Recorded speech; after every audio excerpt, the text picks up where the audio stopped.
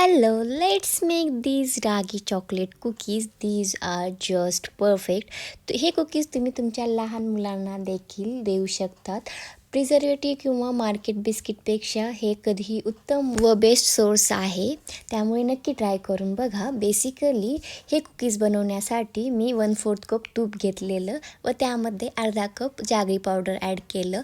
त्याला व्यवस्थित फेटून घेतलं अंटील ते फ्लफ आणि लाईट होत नाही तोपर्यंत. त्यानंतर अनदर बाउलमध्ये मी रागीचं पीठ घेतलेलं ते थोडंसं रोस्ट करून घेतलं. तर ऑल ड्राय इन्ग्रेडियंट्स जे मी कमेंटमध्ये मेन्शन केलेले आहेत आणि डार्क चॉकलेट कंपाऊंड त्यामध्ये ॲड केलं व त्याचा एक प्रॉपर डो बनवून घेतला आणि त्याला इक्वल साईजमध्ये कुकीज बनवण्यासाठी घेतले. मी हाताच्या साह्याने आणि शेपरचाही वापर केलेला.